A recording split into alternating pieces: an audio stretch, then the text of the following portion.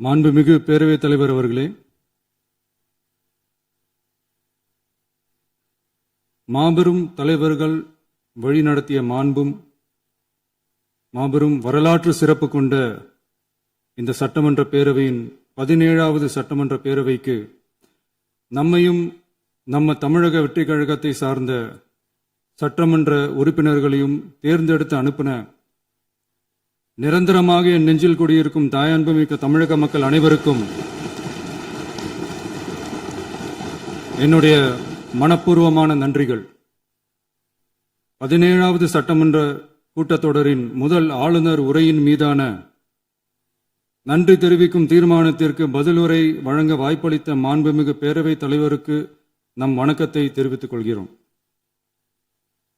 மாண்புமிகு பேரவைத் தலைவர் அவர்களே, இந்த 17வது மாமன்றத்தில் அதிகப்படியான 12 கட்சிகளை சேர்ந்த பிரதிநிதிகள் தேர்ந்தெடுக்கப்பட்டிருக்கும். நாம கொள்கை ரீதியாகவும் நிலைப்பாடு ரீதியாகவும் வேறுபட்டு இருந்தாலும் மக்கள் பணி செய்வதுதான் நம்ம எல்லாருக்கும் பிரைமரியா இருக்கிற ஒரே எய்ம். அந்த வகையில தான் நம்ம எல்லாருமே நம்ம மக்களால் அங்கீகரிக்கப்பட்டு சட்டமன்றத்திற்கு வந்திருக்கிறோம். அதனால நாம கருத்தால் வேறுபட்டாலும் மக்கள் சேவை என்ற நோக்கத்தில் நம்ம மாநிலம் சார்ந்த விஷயங்கள்ல நாம எல்லாரும் ஒன்றிணைந்து பயணிச்சா நம்ம தமிழ்நாடு என்னைக்கும் எதிலையும் முதன்மை மாநிலமாக திகழும். ஆளுநர் உரைக்கு நன்றி தெரிவிக்கும் தீர்மானத்தில் பேசின மாண்புமிகு உறுப்பினர்களுக்கு நன்றி. எதிர்த்து பேசினாதான் எதிர்கட்சின்னு ப்ரூவ் பண்ண முடியும்னு நினைச்சுக்கிட்டு பேசின எதிர்கட்சியை சேர்ந்த எதிர்கட்சி தலைவர் உள்ளிட்ட மாண்புமிகு உறுப்பினர்களுக்கும் வணக்கமும் நன்றியும். பதிலுரை வழங்குற அதே நேரத்தில் நம்மளை சட்டமன்ற உறுப்பினராக தேர்ந்தெடுத்த பெரம்பூர் தொகுதி மக்களுக்கு நம்மளோட நெஞ்சார்ந்த நன்றிகள். அதே மாதிரி ராஜினாமா பண்ணிட்டாலும் நம்மளை தேர்ந்தெடுத்த திருச்சி கிழக்கு மக்களுக்கும் இந்த மன்றத்தில் நம்மளோட நன்றியை பதிவு செய்கிறோம். அப்புறம் நம்மளோட அரசியல் பயணத்தை பற்றியும் கொஞ்சம் பதிவு செய்ய விரும்புகிறோம். நாம ஏதோ ஷூட்டிங்லேருந்து நேராக வந்து சிஎம் ஆன மாதிரியே சில பேர் ஒரு இமேஜ் கிரியேட் பண்ணுறாங்க. அவங்களுக்கு அவங்க ஆசைப்படுற லாங்குவேஜ்லேயே சொல்கிறோம், அது வெறும் ரீல் தான், ரியல் கிடையாது. ஒரு சாதாரண நடிகனாக நம்ம கெரியர் தொடங்குச்சு. அப்புறம் அப்படியே சின்சியராக உழைச்சி மேலே வந்தோம். நம்ம கெரியரில் நாம் மேலே வந்ததுக்கு இந்த விஜய் ஒருத்தன் மட்டுமே காரணம் இல்லை, அவனோட உழைப்பு மட்டுமே காரணம் இல்லை. இந்த விஜயோட உழைப்புக்கும் உயர்வுக்கும் பின்னாடி இருக்கிற ஒட்டுமொத்த தமிழ்நாட்டு மக்களோட அன்பும் அரவணைப்பும் தான் காரணம். ஒவ்வொரு வீட்டில் இருக்க ஒவ்வொருத்தரும் நம்மளை அவங்க வீட்டில் ஒருத்தனா ஏற்றுக்கிட்டது தான் நமக்கு கடவுளும் மக்களும் தந்த மிகப்பெரிய வரம். அதுக்காகவே கடவுளுக்கு சமமான நம்மளோட சொந்தங்களான தமிழக மக்கள் அனைவருக்கும் மீண்டும் மீண்டும் நன்றி. இப்படி நம்மளை தாயன்போடு அள்ளி அரவணைச்ச தமிழ்நாட்டு மக்களுக்கு நாம் எப்படியெல்லாம் துணையாக இருந்தோம், எப்படியெல்லாம் மக்களோட மக்களா இருந்தோம்னு சொல்றேன். 1990ஸ்லயே ரசிகர் மன்றமா இருந்தப்பவே மக்களுக்கு துணையா நிற்க ஆரம்பிச்சோம். அதுக்கப்புறம் நற்படி மன்றமாகவும் அதுக்கப்புறம் விஜய் மக்கள் இயக்கமாகவும் மாறி மக்களோட மக்களா நின்றுகிட்டு இருந்தோம். 2008 ஈழத் தமிழருக்கு ஆதரவா உண்ணாவிரதம் போராட்டம் செஞ்சோம். போர் முடிவுக்கு வரணும், நம்ம தொப்புள் கொடிய உறவுகளான ஈழத் தமிழர்களுக்கு பாதுகாப்பான நிம்மதியான ஒரு வாழ்வு கிடைக்கணும்னு அன்னைக்கே கோரிக்கை வச்சோம். 2009 ஆரம்பிச்ச விஜய் மக்கள் இயக்கம் வழியா நம்மளோட மக்கள் நல பணிகளை எக்ஸ்டெண்ட் அண்ட் எக்ஸ்பேண்ட் பண்ணிக்கிட்டே வந்தோம். கல்விக்கு துணையா இருந்தோம், சோசியல் சர்வீஸ் செஞ்சோம், வெள்ள நிவாரணத்துல துணையா இருந்தோம், கொரோனா காலத்துல மக்களுக்கு தோள் கொடுத்தோம். விலையில்லா விருந்தகம், குருதியகம், முட்டைப்பால் ரொட்டி திட்டம், விழியகம், பயிலகம், நூலகம், இப்படி பல வழியில மக்களுக்கு துணையா இருந்தோம். அப்புறம் நம்மளோட திரைப்படங்கள்ல நம்மளால முடிஞ்ச வரைக்கும் ஊழல் எதிர்ப்பை சொன்னோம், சமூக நீதியை சொன்னோம், கல்வியை பத்தி சொன்னோம், அரசியலை பத்தி சொன்னோம். அரசியலை பத்தி பேசுனதுனால நம்ம படங்கள் சந்திச்ச இது வரைக்கும் சந்திக்கிற பிரச்சனையை பத்தி எல்லாருக்குமே தெரிஞ்சதுதான். இது மட்டும் இல்லாம 2011 நாகப்பட்டினத்துல மீனவர் பிரச்சனைகளுக்கு ஆதரவா ஒரு பெரிய பொதுக்கூட்டம் நடத்தினோம். மீனவர்கள் மீதான தாக்குதலை கண்டிச்சு பேசி அதுல நம்மளோட எதிர்ப்பை பதிவு செஞ்சோம். 2017 ஜல்லிக்கட்டு போராட்டத்தில் தமிழர் பண்பாட்டு உரிமைக்கான நம்மளோட ஆதரவை தெரிவித்தோம். 2018 ஸ்டெர்லைட் போராட்டம் துப்பாக்கி சூட்ல பாதிக்கப்பட்ட நம்ம சொந்தங்களை நேர்ல சந்திச்சு ஆறுதல் சொன்னோம். 2021 உள்ளாட்சி தேர்தல்ல விஜய் மக்கள் இயக்க வேட்பாளர்கள் போட்டியிட்டு ஜெயிச்சாங்க. கல்வி விருது விழா நடத்தி சிறந்த மதிப்பெண் பெற்ற மாணவ மாணவிகளுக்கு ஊக்கத்தொகையும் பரிசும் கொடுத்தோம். 2024 தமிழக வெற்றி கழகத்தை ஆரம்பிச்ச உடனேயே CAA-வை எதிர்த்து அறிக்கை விட்டோம். அரசியல் கட்சி ஆரம்பிச்சு விழுப்புரம் மாவட்டத்தில் விக்கிரவாண்டியில நம்மளோட முதல் மாநில மாநாட்டிய வெற்றி கொள்கை திருவிழாவை நடத்தினோம். தந்தை பெரியார், பெருந்தலைவர் காமராஜர், அண்ணல் அம்பேத்கர், வீரமங்கை வேலுநாச்சியார், மக்கள் சேவகர் அஞ்சலை அம்மாள்னு நம்மளோட 5 கொள்கை தலைவர்கள் அறிவிச்சோம். இந்தியாவிலே 2 பெண் ஆளுமைகளை கொள்கை தலைவர்கள் அறிவிச்ச ஒரே கட்சி நம்ம டிவிக்கு மட்டும்தான் என்ற பெருமையோடு அறிவிச்சோம். பெரியார் சொன்ன மாதிரியே அவர் சொன்னதுல நமக்கு ஏற்புடையதை மட்டும் எடுத்துக்கிட்டோம். அவரோட கடவுள் மறுப்பு கொள்கையில நமக்கு உடன்பாடு இல்லைன்னு ஓப்பனா அறிவிச்சோம். நமக்கு கடவுள் நம்பிக்கை உண்டுன்னு அறிவிச்சோம். யாரோட நம்பிக்கைக்கும் நாம் எதிரானவங்க இல்லைன்னு தெளிவா அறிவிச்சோம். பெண் கல்வி, பெண்கள் முன்னேற்றம், சமூக சீர்திருத்தம், சமூக நீதி, இப்படி பெரியாரோட கருத்துக்களை நிறையவே ஏத்துக்கிட்டோம்னு அறிவிச்சோம். அண்ணல் அம்பேத்கரோட சம வாய்ப்பு, சமநீதி, சமத்துவத்தை ஃபாலோ பண்ணுவோம்னு அறிவிச்சோம். பெருந்தலைவர் காமராஜரோட மதச்சார்பின்மையை ஏத்துக்கிட்டதோட அவரோட நேர்மையான நிர்வாகத்தையே ஒரு கொள்கையா ஏத்துக்கிட்டோம்னு அறிவிச்சோம். வீரமங்கை வேலு நாச்சியாரோட மண் மீட்பையும் சமூக நல்லிணக்கத்தையும் பின்பற்றுவோம்னு அறிவிச்சோம். மக்கள் சேவகர் அஞ்சலை அம்மாளோட விடுதலை வேட்கையையும் மக்களோட வாழ்வாதாரத்துக்காக உறுதியாக நிற்கிறதையும் பின்பற்றுவோம்னு சொன்னோம். எல்லாருக்கும் எல்லாமும் கிடைக்கணும், எம் மதமும் நம் மதம்னு சொல்லி மதச்சார்பற்ற சமூக நீதி தான் நம்ம கொள்கைன்னு அறிவிச்சோம். நம்ம கொள்கை எதிரி யாரு, அரசியல் எதிரி யாருன்னு ஓப்பனா அறிவிச்சோம். எல்லாத்துக்கும் மேல பிறப்புக்கும் எல்லா உயிர்க்கும்ன்றத நம்மளோட அடிப்படை அரசியல் கோட்பாட்டா அறிவிச்சுட்டு தான் அரசியலுக்கே வந்தோம். நம்ம மதுரை மாநாட்டில் நம்மளோட தேர்தல் அரசியல் மற்றும் ஆட்சி அதிகார அரசியல் வழிகாட்டியா அறிஞர் அண்ணாவையும் புரட்சி தலைவர் எம்ஜிஆரையும் ஏத்துக்கிட்டதா அறிவிச்சோம். அப்புறம் இன்னனையும் நாம இங்க பதிவு செஞ்சே ஆகணும். எல்லாரும் கட்சி ஆரம்பிச்சுட்டு தான் ஒவ்வொரு வீட்டுக்குள்ளேயும் போவாங்க. ஆனா நாம ஒவ்வொரு வீட்டுக்குள்ளேயும் போனதுக்கு அப்புறம் தான் கட்சியவே ஆரம்பிச்சிருக்கிறோம். ஒவ்வொரு வீட்டுல ஒவ்வொருத்தரும் நம்மள அவங்க பிள்ளையா, மகனா, அண்ணனா, தம்பியா ஏத்துக்கிட்டதும் இயல்பா நடந்துச்சு. தமிழ்நாட்டு மக்களோட மனசுக்குள்ள போறதுக்கு நாம பட்ட பாடு நமக்கு மட்டும்தான் தெரியும். இதெல்லாம் புரிஞ்சாலும் புரியாத மாதிரி இருக்கிறவங்க தான் நம்மள நடிகன் என்று சொல்லியும் நம்ம கட்சிய நடிகன் கட்சின்னு சொல்லியும் சில நக்கல், நையாண்டி இதெல்லாம் பேசுவாங்க. அதை பத்தி நமக்கு கவலை இல்லைன்னு வைங்க. இப்படி நம்ம அரசியல் பயணம் ரொம்ப டிரான்ஸ்பரண்டா தான் ஆரம்பிச்சிருக்கு. இந்த 2026 தேர்தலில் கூட்டணியே இல்லாமல் தனியா நின்னோம். மக்கள் நம்மள தெளிவா புரிஞ்சுக்கிட்டதாலையும் நம்ம டிவிகே தோழர்களோட உழைப்பாலையும் நாம 35% வாக்குகளை வாங்கினோம். 1,72,00,000 வாக்குகளோட தமிழ்நாட்டிலேயே தனி பெரும் கட்சியா வந்தோம். தமிழக மக்களாலையும் நம்மளோட ஆதரவு இயக்கங்களாலையும் இதோ இன்னைக்கு இங்க நம்ம டிவிகே ஆளும் கட்சியா உட்கார்ந்துருக்கிறோம். இந்த ஆளும் கட்சியா ஆனதும் அவ்வளவு சாதாரணமாலாம் நடந்துடல. 2.25 வருஷத்துல ஆட்சிக்கு வந்துட்டீங்கன்னு ரொம்ப கிண்டலா கேலியா சிலர் பேசுறாங்க. எங்களோட இந்த 2.25 வருஷ டிராவல்ல எவ்வளவு வலியும் வேதனையும் இருக்குது. நம்மளோட மக்கள் சந்திப்புக்கே அவ்வளவு இடையூறு, அவ்வளவு தடைகள், ஊர் உலகத்துல யாருக்கும் இல்லாத ஒன்னா நமக்கு மட்டுமேன்னு தனியா ஸ்பெஷலா எக்ஸ்க்ளூசிவா நிறைய நிபந்தனைகள், நெருக்கடிகள், கட்டுப்பாடுகள், நம்மளை சந்திக்க வர்ற மக்களுக்கு சரியான பாதுகாப்பு இல்லாம, நம்ம கூட்ட நிகழ்ச்சிக்கு போதுமான பாதுகாப்பு இல்லாமன்னு இன்னும் வெளியே சொல்ல முடியாத நிறைய சூழ்ச்சிகள் எல்லாத்தையும் தாண்டி தான் நாம் இந்த இடத்துக்கு வந்திருக்கிறோம். பட் ஸ்டில் மைல்ஸ் டு கோ.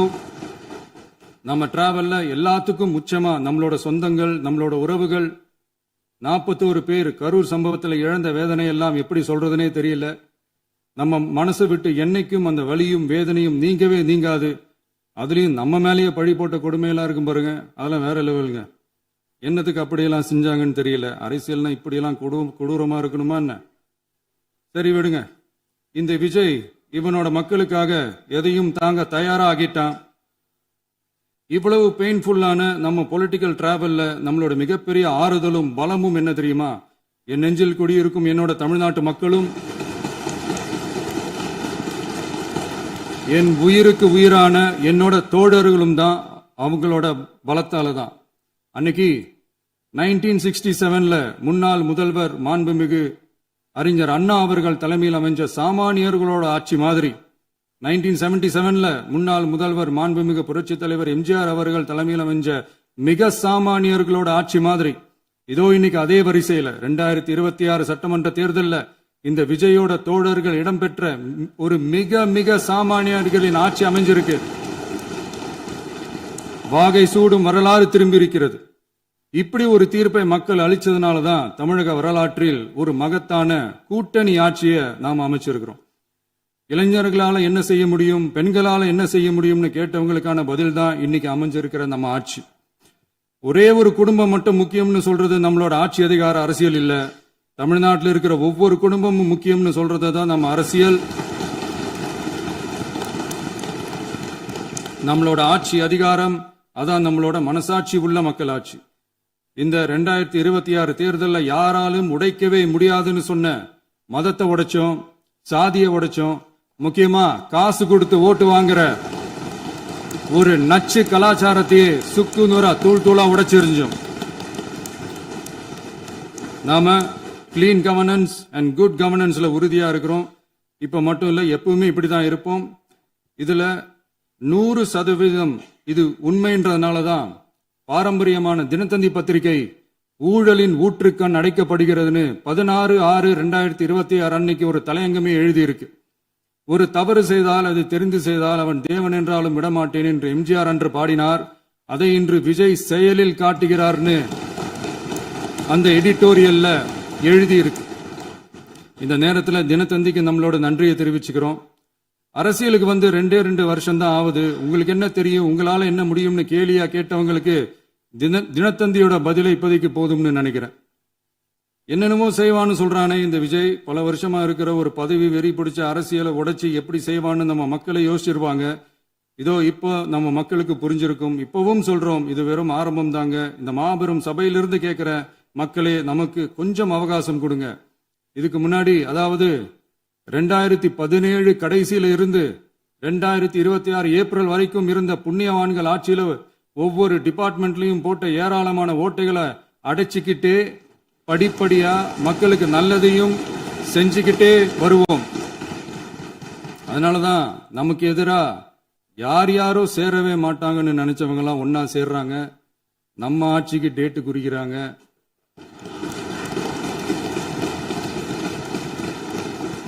சரி, அவங்கள நம்ம மக்களே பார்த்துப்பாங்க, அதை விடுங்க. நாம ஆட்சிக்கு வந்து சரியா 40 நாள் ஆகுது. அதுக்குள்ள என்ன செஞ்சீங்கன்னு கேட்கிறாங்க. ஒரு லிஸ்ட் ஒன்னு சொல்றேன் கேளுங்க. பெண்கள் பாதுகாப்புக்காக சிங்கப்பெண் சிறப்பு படை, 200 யூனிட் வரை கட்டணமில்லா மின்சாரம், போதைப் பொருள் ஒழிப்புக்காக தனிப்படை, குறுவை நெல் சாகுபடியை ஊக்குவிப்பதற்காக 134.83 கோடி சிறப்பு தொகுப்பு திட்டம், வழிபாட்டு தலம், ஸ்கூல், பஸ் ஸ்டாண்டுன்னு அதுக்கு பக்கத்தில் இருக்கிற 717 மதுபான கடைகள் மூடப்பட்டன. அங்க வேலையில் இருந்தவர்களுக்கு வேறு கடைகளில் வேலை, கவனிக்கப்படாமல் விடப்பட்ட அம்மா உணவகங்கள் புதுப்பிக்கப்பட்டன. பத்திரப்பதிவு துறையில் பகல் கொள்ளைக்கு புல் ஸ்டாப் வைக்கப்பட்டுள்ளது. வருகையில்லா ஆவண பதிவு முறை கொண்டுவர உத்தேசிக்கப்பட்ட செயல்பாட்டில் உள்ளது. அரசு மற்றும் தனியார் மருத்துவமனையில் ஸ்கேன் மையங்களில் கருவுறுவதற்கு முன் மற்றும் பின் ஏற்படும் தவறுகளை கண்காணிக்கவும், மருத்துவ நிறுவனம் முறைப்படுத்தும் சட்ட விதிகள் பின்பற்றப்படுகிறதா என கண்காணிக்கவும், மருத்துவ மற்றும் ஊரக பணிகள் இயக்கத்தின் பயன்பாட்டிற்காக 40 புதிய வாகனங்கள் வழங்கப்பட்டுள்ளது. கூட்டுறவு வங்கியின் ஏழை எளிய மக்கள் வாங்கிய கடனுக்கு முதல் முத்தாய்ப்பாக ரூபாய் 2045 கோடி தள்ளுபடி வழங்கி ஆணையிடப்பட்டுள்ளது. ஒன்றிய அரசிடம் கேட்டுக்கொண்டதற்கிணங்க கடந்த 2 வருடமாக நிறுத்தி வைக்கப்பட்ட இருந்த ஜல் ஜீவன் மிஷன் திட்டம் புதுப்பிக்கப்பட்டு ஜல் ஜீவன் மிஷன் திட்டம் 2.0 நடைமுறைக்கு கொண்டு வரப்பட்டுள்ளது. 18,500 கோடி அளவில் உறுதியளிக்கப்பட்ட காஞ்சிபுரம் மாவட்டத்தில் மைய விரிவாக்க திட்டம், கோயம்புத்தூரில் மின்னணு பொருட்கள் மற்றும் மின்னணு அமைப்புகள் உற்பத்தி திட்டம், மற்றும் திருவள்ளூர் மாவட்டத்தில் காட்டுப்பள்ளி LNT கப்பல் கட்டும் தளம் விரிவாக்க திட்டத்திற்கு ஒப்பந்தங்கள் போடப்பட்டுள்ளன. அனைத்து நிர்வாக நடவடிக்கைகளும் மின்னணு முறையில் மாற்றம் கொண்டு வர நடவடிக்கை எடுக்கப்பட்டு வருகிறது. சட்டவிரோத கல்குவாரி மற்றும் அனுமதியின்றி கனிமங்களை எடுத்துச் செல்வது தடுக்கப்பட்டுள்ளது. பல்வேறு குவாரிகள் சீல் வைக்கப்பட்டுள்ளன. கனிமங்களை கண்காணிப்பது, எல்லைகளை நிர்ணயிப்பது மற்றும் ஆளில்லா விமானம் மூலம் அளவீடு செய்வது போன்றவற்றை செயல்படுத்துவதற்கான பணிகள் மேற்கொள்ளப்பட்டு வருகின்றன. அனைத்து துறைகளிலும் அலுவலர் தலையீடு இல்லாமல் லஞ்ச லாவண்யமற்ற தமிழகத்தை உருவாக்க அனைத்து நடவடிக்கைகளும் முடுக்கிவிடப்பட்டுள்ளது. இதெல்லாம் சாம்பிள் தான், இன்னும் இருக்கு. இந்த வெறும் 40 நாளுக்குள்ளேயே இவ்வளவு செஞ்சிருக்கோம்னா இனி வர்ற நாட்கள்ல கொஞ்சம் கொஞ்சமா படிப்படியா ஸ்டெடியா உழைச்சி லஞ்சலாவணம் இல்லாத, ஊழல் இல்லாத, பெண்களுக்கு பாதுகாப்பான, சுதந்திரமான, டிரான்ஸ்பரண்டான தமிழ்நாட்டை நம்ம சொந்தங்களான தமிழக மக்களுக்கு தர்றது தான் நம்மளோட ஒன் அண்ட் ஒன்லி டார்கெட். கண்டிப்பா அதை நிறைவேற்றியே காட்டுவோம். 8 கோடி மக்கள் நம்மளோட இருக்கிறப்போ ஏங்க அதை செய்ய முடியாது? மாண்புமிகு பேரவைத் தலைவர் அவர்களே, தமிழ்நாட்டின் கருவூலம் எப்படி திசை மாறி உருமாறி தேய்ந்து ஓய்ந்து கிடைக்கிறதுன்னு சொன்னாங்க. திசை மாறி உருமாறி தேய்ந்து ஓய்ந்துன்னு வசனம் மாதிரி ரைமிங்கா இல்லாம வளமான இலக்கியமா இதே சபையில பேசினவங்களோட திறமையான ஆட்சியில நடந்த நிதி மேலாண்மையை பத்தி வெள்ளை அறிக்கையா வெளியிட்டோம். வெள்ளை அறிக்கை வந்ததிலிருந்தே கண்ணை கட்டுதுங்க. அந்த காலத்துல தான் பிள்ளையோ பிள்ளை, தொல்லையோ தொல்லைன்னு சொன்னாங்க. அதே மாதிரி தாங்க அவங்க ஆட்சியாலையும் அவங்களாலையும் இன்னைக்கு தமிழ்நாட்டுக்கே தொல்லையோ தொல்லை. இப்படி ஒரு நிலைமையை உண்டாக்கி வச்சுட்டு இவங்க சொல்றாங்க நமக்கு ஆட்சி செய்ய தெரியாதுன்னு. நம்ம அமைச்சர்களுக்கும் நம்ம சட்டமன்ற உறுப்பினர்களுக்கும் ஒன்னும் தெரியாதுன்னு. ஆமாங்க, எங்களுக்கு தெரியாதுதான். எங்க சட்டமன்ற உறுப்பினர்களுக்கும் அமைச்சர்களுக்கும் மக்கள் பணி செய்ய தெரிஞ்ச அளவுக்கு மக்கள் பணத்தை சுருட்ட தெரியாதுதான்.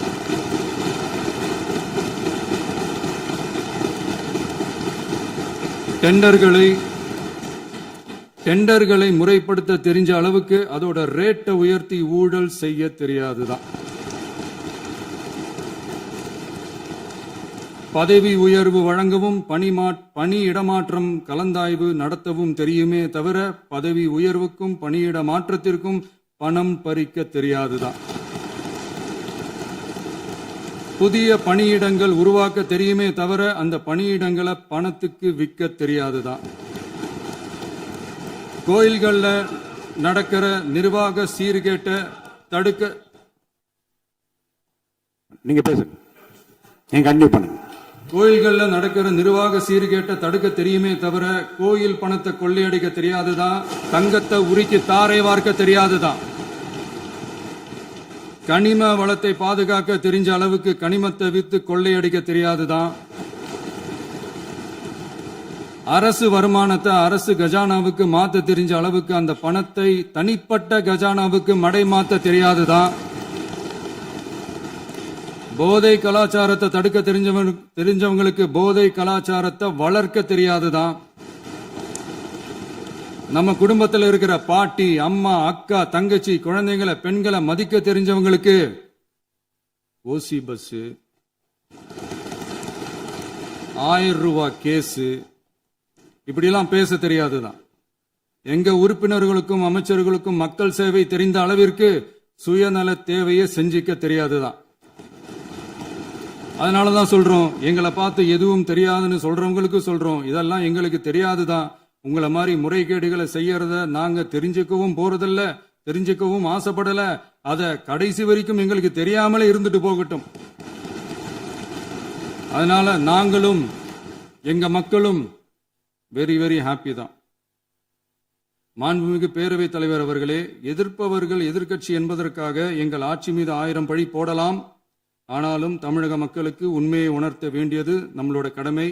மின்வெட்டை பொறுத்தவரை தமிழ்நாடு மின்மிகை மாநிலமாக இருந்தாலும் கடந்த காலங்களில் ஏற்பட்ட நிர்வாக குளறுபடிகளும் மின்சார சாதனங்கள் மற்றும் மின் மாற்றிகளில் ஏற்படும் பழுதாலும் வேண்டுமென்றே சிலரின் நடவடிக்கைகளாலும் இந்த மின்வெட்டிற்கு காரணமாக உள்ளது. மின் விநியோக மீட்பு நடவடிக்கைகளை ஒருங்கிணைப்பதற்காக எதிர்பாராமல் இரவு நேரங்களில் ஏற்படும் மின் தடங்களை விரைந்து சரி செய்வதில் 10 உயர்மட்ட கண்காணிப்பு குழுக்கள் மற்றும் 125 சிறப்பு மின் தடை நீக்க ரோந்து வாகனங்கள் வழங்கப்பட்டு 24 மணி நேரமும் கண்காணிக்கப்படுகிறது. கூடுதலாக தற்போது 77 புதிய மின் தடை நீக்க மையங்களும் உருவாக்கப்பட்டுள்ளன. விரைவில் இந்த மின்வெட்டு நிலைமை அறவே நீக்கப்படும். மாண்புமிகு பேரவைத் தலைவர் அவர்களே, நம்ம விவசாயிகள் எல்லாரும் நம்மளை நல்லா புரிஞ்சுக்கிட்டு தமிழக வெற்றி கழகத்தை ஏத்துக்கிட்டாலும் எதிர்க்கட்சிகளோட தூண்டுதலால சில இடங்கள்ல சில போராட்டங்கள் நடக்குது. எதிர்க்கட்சிகள் என்னதான் சித்து வேலை செஞ்சாலும் விவசாய பெருமக்கள் எல்லாரும் நம்ம ஆட்சி அவங்களுக்கான ஆட்சி தான் நல்லா புரிஞ்சுதான் வச்சிருக்கிறாங்க. இந்த வருஷம் எல்னினோ விளைவா எப்பவும் இருக்கிறத விட இந்த டைம் மழை குறையுங்கிறதையும் நம்ம விவசாயிகள் உணர்ந்துதான் இருப்பாங்க. இருந்தாலும் நம்ம அரசு நம்ம விவசாயிகளோட வாழ்வாதாரத்துக்காக பக்கபலமாகவும் உறுதியாகவும் துணை நிற்கும்ங்கிறத தெரிவிச்சுக்கிறோம். நம்ம தமிழகத்தில் ஏற்கனவே நடந்த அதி அற்புதமான சூப்பரான நிர்வாக திறன் கொண்ட 50 வருஷ அரசியல் அனுபவம் கொண்ட 2.0, 3.0, 4.0 பல 0.0 மாடல் ஆட்சி நடத்த கனவு கண்டவங்களோட அட்டகாசமான ஆட்சிக்காரங்க பல்வேறு விதமான நிதி நெருக்கடியை நம்ம மக்களுக்கும் நமக்கும் பரிசா கொடுத்துட்டு போய் இருந்தாலும் கூட்டுறவு வங்கிகளின் மூலம் 75,000 வரை பயிர்கடன் பெற்று குறு சிறு இதர பெரு விவசாயிகளுக்கு 100% முழுமையான பயிர்கடன் தள்ளுபடியும் 75,000க்கு மேல் கடன் பெற்றவர்களுக்கு குறைந்தபட்சமாக 35,000 பண பயன் கிடைக்கும் அளவிற்கு மொத்தம் 14,43,504 விவசாயிகளுக்கு ரூபாய் 5,932.23 கோடி பயிர்கடன் தள்ளுபடி வழங்கப்பட்டுள்ளது. மாண்புமிகு பேரவைத் தலைவர் அவர்களே, நாம ஒன்றியத்தில் கூட்டுறவு கூட்டாட்சி, மாநிலத்தில் சுயாட்சி என்ற கொள்கையை கொண்டவங்க தான் ஏற்கனவே அறிவிச்சிருக்கிறோம். தற்போதைய ஒன்றிய அரசு சார்ந்த கட்சியுடன் அரசியலில் கொள்கை அளவில் நேர் எதிராக நிக்கிறவங்க தான் நாம. அதே சமயத்தில் எதுக்கெடுத்தாலும் கண்ணை மூடிக்கிட்டு ஒன்றிய அரசோட மோதல் போக்கை விரும்புறவங்க நாம இல்ல. நமக்கு எப்பவுமே தமிழகத்தின் வளர்ச்சி மட்டும்தான் முக்கியம். அதுக்காக நம்மளோட அரசியல் ரீதியான கொள்கைகளையோ மாநில உரிமைகளையோ கொஞ்சம் கூட விட்டு கொடுக்கவே மாட்டோம். அதுல ரொம்ப தெளிவாகவும் உறுதியாகவும் இருக்கிறோம். இனியும் இப்படித்தான் இருப்போம். அதுல ஒருபோதும் மாற்றமே இருக்காது. அதனால இதுல யாரு திசை திருப்ப வேலையில் ஈடுபட்டாலும் அவங்க எல்லாரும் மக்கள் மத்தியில் தோற்பது உறுதி. எனவே நம்ம மக்களுக்கோ சிறுபான்மை சகோதரர்களுக்கோ நம்ம ஆதரவு இயக்கங்களுக்கோ எந்தவித சந்தேகமும் வேண்டாம். நாம் யாரோட டீமும் இல்ல. நாம எப்பவுமே பியூரான பீப்புள்ஸ் டீம். இன்னும் சொல்ல போனா நாம secular team, social justice team. மாண்புமிகு பேரவைத் தலைவர் அவர்களே, அரசு விழாக்கள், கல்வி நிறுவனங்கள் மற்றும் பல அதிகாரப்பூர்வ நிகழ்ச்சிகளோட தொடக்கத்துல நம்ம தமிழ்தாய் வாழ்த்த பாடுறதுதான் வழக்கமா இருக்கு. தமிழ்தாய் வாழ்த்த பொறுத்த வரைக்கும் நம் அரசு இதுல நம்மளோட உறுதியான நிலைப்பாட்டை ஒன்றிய அரசுக்கு மிக தெளிவா தெரிவிச்சிருக்கு. அது இல்லாம இதில் மாநில அரசின் கொள்கைக்கு ஏற்ப ஒன்றிய அரசின் அறிவிக்கையில் திருத்தம் மேற்கொள்ள கோரிக்கையும் விடுக்கப்பட்டுள்ளது. நீட் தேர்வை பொறுத்தவரை கிராமப்புற மற்றும் பொருளாதார ரீதியாக பின்தங்கிய மாணவர்களுக்கு சமமான வாய்ப்பை வழங்குவதில்லை. மருத்துவ கல்வியில் சமூக நீதி மற்றும் சம வாய்ப்பை நீட் பாதிக்கிறது என்பதை உணர்கிறோம். எனவே மருத்துவ படிப்புகளுக்கான சேர்க்கையை 12ஆம் வகுப்பு மதிப்பெண்களின் அடிப்படையில் நடத்த வேண்டும் என்று நமது அரசு வலியுறுத்தி வருகிறது. மத்திய அரசிடம் நீட்டிலிருந்து தமிழ்நாட்டிற்கு விலக்கு வழங்க வேண்டும் என்று கோரிக்கை விடுத்துள்ளது.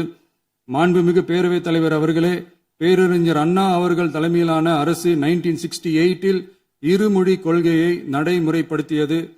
தமிழ் ஆட்சி மொழி, தமிழ் மொழியை பாதுகாப்பது, மாணவர்களுக்கு ஆங்கிலத்தின் மூலம் உலக அளவிலான வாய்ப்புகளை வழங்குவது, எந்த ஒரு மொழியையும் கட்டாயமாக திணிப்பதை தவிர்ப்பது மற்றும் எதிர்ப்பது, நிலத்தின் மொழி மற்றும் பண்பாட்டு அடையாளத்தை பேணுவது என்பதை நம் தமிழக வெற்றிக் கழக ஆட்சி ஏற்றுக்கொண்டுள்ளது. எனவே தமிழ்நாட்டில் தமிழ் ஆட்சி மொழி மற்றும் இருமொழி கொள்கை என்பதில் நமக்கு மாற்று கருத்தே இல்லை. மாண்புமிகு பேரவைத் தலைவர் அவர்களே, கடந்த 11/6/2026 அன்று நடந்த நிதி ஆயோக் கூட்டத்தில் தமிழ்நாடு அரசின் சார்பாக கலந்து கொண்டு வறுமையற்ற தமிழ்நாடு இயக்கம் உருவாக்க தேவையான நிதியையும், தமிழ்நாட்டுக்கு 2 எய்ம்ஸ் மருத்துவமனைகளை தருமாறும், மருத்துவம் மற்றும் பல் மருத்துவ படிப்பிற்கு 12ஆம் வகுப்பு மதிப்பின் அடிப்படையில் இடங்களை நிரப்புதல் குறித்தும், செயற்கை நுண்ணறிவு தொடக்க நிறுவன வளர்ப்பு மையங்கள் தமிழ்நாட்டில் அமைக்கவும், இளைஞர் திறன் மற்றும் வேலைவாய்ப்பு இயக்கம் செயல்படுத்த வேண்டியும், பெண்கள் தலைமையிலான வளர்ச்சி குறித்தும், மீனவ சமுதாயங்களின் வாழ்வாதாரம் மற்றும் மீன்பிடி படகுகள் மற்றும் மீனவர்களை விடுவித்தல் குறித்து நிரந்தர நடவடிக்கை எடுக்க வேண்டியும், காலநிலை தாங்கும் தன்மை பெருந்திட்டம் 2045 கீழ் விண்வெளி உற்பத்தி மையத்தை தேசிய விண்வெளி உற்பத்தி மையமாக அறிவிக்க கோரியும், தமிழ்நாட்டில் சாலை போக்குவரத்து, நெடுஞ்சாலை மற்றும் ரயில்வே அமைச்சகத்தின் மேம்பாட்டு குறித்தும், அனைத்து கிராமங்களையும் டிஜிட்டல் இணைப்பு வசதி ஏற்படுத்துதல் குறித்தும், கூட்டு குடிநீர் திட்டம் தொடரவும்,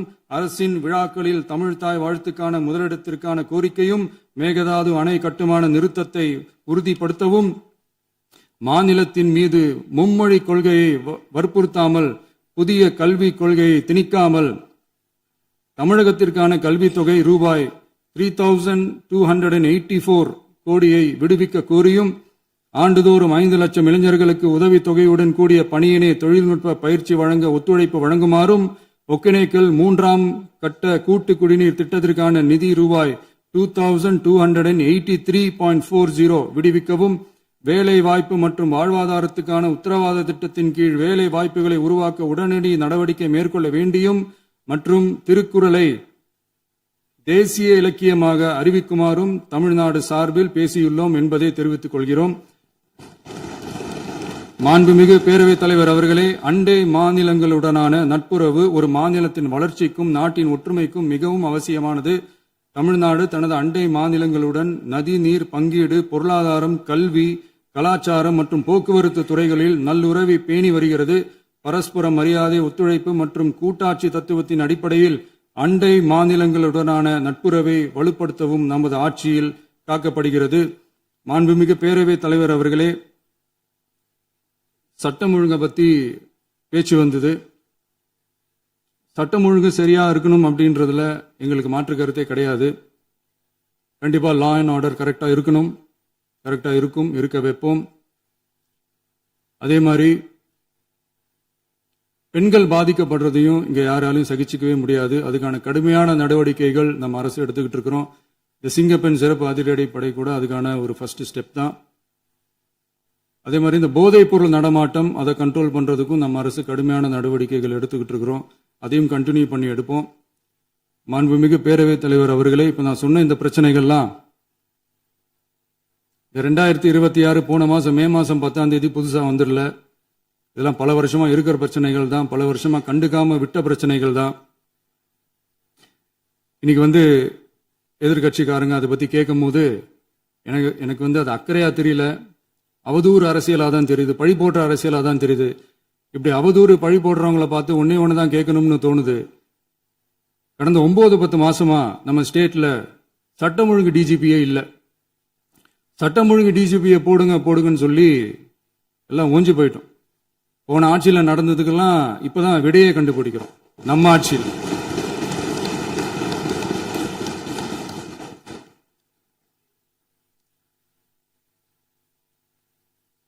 இந்த போதைப் பொருள் நடமாட்டம்லாம் தாறுமாறா அப்படியே பரவி கொட்டி கிடக்குது.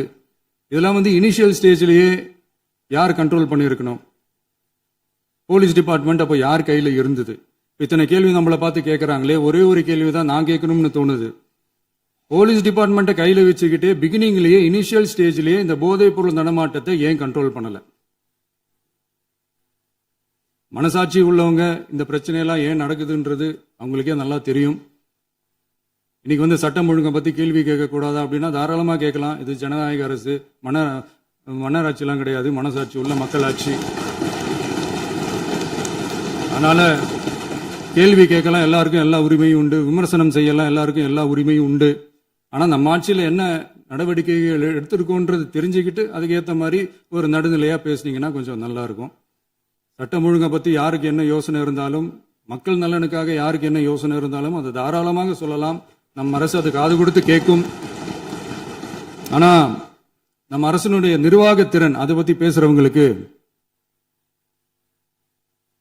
இந்த ஊரடிச்சு உலையில போட்டு ஊழல் மேல ஊழலா செஞ்சுக்கிட்டு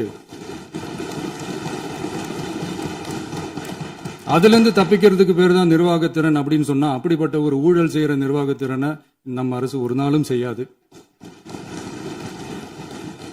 பொட்டி பெட்டியா பணத்தை வச்சுக்கிட்டு, பெட்டியை வச்சு எல்லாம் செஞ்சுக்கிட்டு, போதைப் பொருள் பாதுகாவல் கழக மாடல் அரசாங்கம் செஞ்ச ஒவ்வொரு ஊழலா வெளியில வந்துகிட்டு இருக்கு. டாஸ்மாக்ல அது என்னப்பா அது பேரு, பார்ட்டி ஃபண்ட் கட்சி நிதி அப்படின்ற பேர்ல அடிச்ச கொள்ளையெல்லாம் ஒண்ணு ஒன்னா இப்போ கவர்மெண்டோட கஜானாவுக்குள்ள கொண்டு சேர்த்துக்கிட்டே இருக்கிறோம். உட்காருங்க.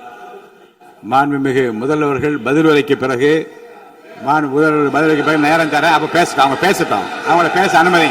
உட்காருங்க உட்காருங்க.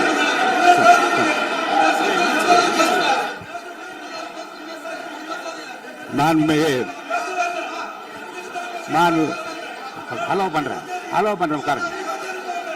மாண்பு உறுப்பினர்கள் நீங்க இங்க உட்காருங்க, அமைதியா உட்காரு. நீங்க எல்லாம் உட்காருங்க. உட்காருங்க. மாண்புமிகு நீங்க எல்லாரும் உட்காருங்க. அமைதியா உட்காருங்க.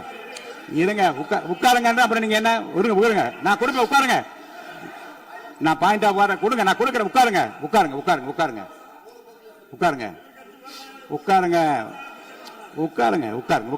உட்காருங்க. மாண்புமிகு முதல்வர் அவர்கள் கோர்வையாக நிதானமாக சொல்லிக்கொண்டே இருக்கிறார். நீங்க குறிப்பெடுத்து வைத்துக் கொள்ளுங்கள். பேசி முடித்தவுடன் நான் உங்களுக்கு அவகாசம் தருகிறேன். நீங்க ஒண்ணு சொல்லுங்க, என்ன என்பது நீங்க சொல்லுங்க. உங்க சொல்லுகிற வாய்ப்பை நான் உங்களுக்கு தருகிறேன். இப்போது மாண்புமிகு முதலமைச்சர் உங்கள் உரையை தொடரலாம்.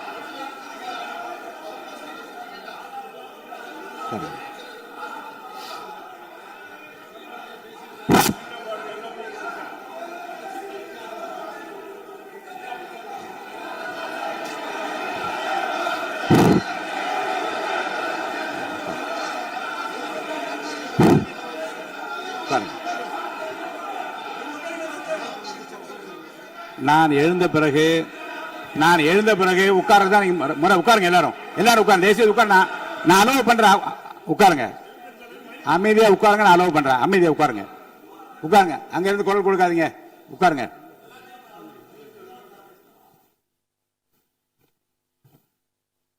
இனிமையான இந்த விவாதத்தில்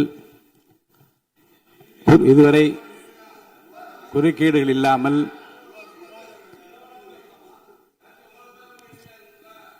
கொஞ்சம் அமைதியா இருங்க. மாண்புமிகு முதல்வர் அவர்கள் பேசி முடித்தவுடன் பாயிண்ட் ஆஃப் ஆர்டர் கேட்டிருக்கீங்க, நான் அனுமதிக்கிறேன். எதிர்கட்சி தலைவருக்கு மட்டும் நான் அனுமதி தருகிறேன். அவர் எழுந்து பேசலாம். மாண்பு முதலமைச்சர் நீங்க கண்டினியூ பண்ணி முடிக்கலாம். நீ எல்லாரும் எழுந்துச்சீங்கன்னா சரி வராது. உட்காருங்க, நான் சொல்லியிருக்கேன். உட்காருங்க.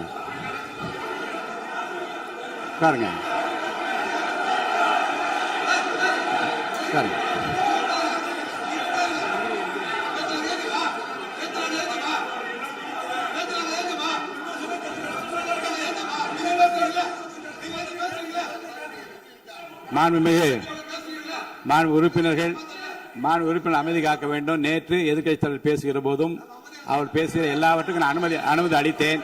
அதில் பாயிண்ட் ஆஃப் கேளுங்க, அந்த விவாதத்தில் கேளுங்க. இப்போதும் மாண்புமிகு முதலமைச்சர் அவர் பேசி முடித்த பிறகு நான் உங்களுக்கு அதுக்குரிய அவகாசத்தை தருகிறேன். நீங்க கேள்வி கேளுங்க. கேட்கிற உரிமையும் விளக்கத்தை பெற்றுக்கொள்ள உரிமை உங்களுக்கு இருக்கிறது. அதற்கு அவகாசம் நான் தருகிறேன்.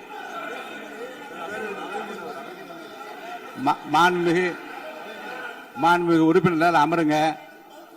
நான் என் தீர்ப்பை சொல்லுகிறேன். மாண்புமிகு முதலமைச்சர் அவர்கள் பேசி முடித்தவுடன் எதிர்க்கட்சி தலைவருக்கு அந்த வாய்ப்பை நான் தருகிறேன்.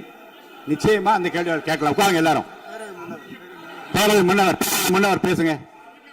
மாண்பு பேரவைத் தலைவர் அவர்களே, இன்று இவர்கள் முயற்சி செய்வது அவர் ஆளுங்கட்சியாக இருக்கின்ற போது இருங்க, நான் சொல்லிடுறேன் பிளீஸ். ஒரே நிமிஷம் நான் சொல்லிடுறேன் பிளீஸ். ஆளும் கட்சியாக இருக்கின்ற போது நீங்கள் சொன்ன ஒரே வார்த்தை, நாங்கள் பேசி முடித்ததற்கு பிறகு குறிப்பிடுத்துவிட்டு நீங்கள் எந்த கேள்வி வேண்டுமானாலும் கேட்கலாம் என்று ஒரு முறையை நீங்கள் பின்பற்றினீர்கள். அதே முறையை இப்போது பின்பற்ற வேண்டும் என்று கேட்டுக்கொள்கிறேன். பள்ளிக்கல்வித்துறை அமைச்சர். மாண்புமிகு பேரவைத் தலைவர் அவர்களே, நேற்றைய தினம் கூட எதிர்க்கட்சி தலைவர் சொன்னதை முழுமையாக கேட்டு இறுதியில் ஒரு வாய்ப்பு தந்தீங்க. அதுவும் இல்லாம இந்த நேரத்தில் நேரலையில் நீங்களும் பாக்குறீங்க. அங்கிருந்து ஒருமையில் விழித்து இந்த பக்கம் இருக்க உறுப்பினர்களை பார்த்து அப்படின்னு ஒருமையில் விழிப்பதை உங்கள் மூலமாக கண்டிக்கிறேன். அந்த வார்த்தையை அவை குறிப்பிலிருந்து நீக்கணும். கண்ணியம் காத்து முதல்வர் முழுமையாக பேசுவதை காத்து கண்ணியம் காத்து இந்த சபைக்கு ஒரு மரபு இருக்கிறது. அதை மூத்த உறுப்பினர்கள் பின்பற்றும்படி உங்கள் மூலமாக கேட்டுக்கொள்கிறேன். மாண்புமிகு முதலமைச்சர் அவர்கள் உரையை தொடரலாம். நான் தரேன். நான் உறுதியாக மாண்புமிகு முதலமைச்சர் அவர்கள் பேசி முடித்தவுடன் எதிர்க்கட்சி தலைவருக்கு அந்த வாய்ப்பு தரப்படும் என்பதை உறுதியாக சொல்லிவிட்டேன். இடையிலே குறுக்கீடு செய்யாமல் அந்த பேச்சு முழுமையாக பேசி முடிக்க நீங்கள் அனுமதி வழங்க வேண்டும் என்று கேட்டுக்கொள்கிறேன். அமைதியா உட்காருங்க. அவங்க பேசி முடிக்கட்டும், நீங்க கேளுங்க. நான் என்ன சொல்றேன், கேட்கிற உரிமையும் விளக்கத்தை கேட்டு பெற உரிமையும் உங்களுக்கு இருக்கிறது. ஆனா இடையிலே குறுக்கீடு செய்யாமல் அதை முடிக்கும்படி நான் கேட்டுக்கொள்கிறேன். மாண்புமிகு முதலமைச்சர் அவர்கள் தொடர்ந்து நீங்க பேசலாம்.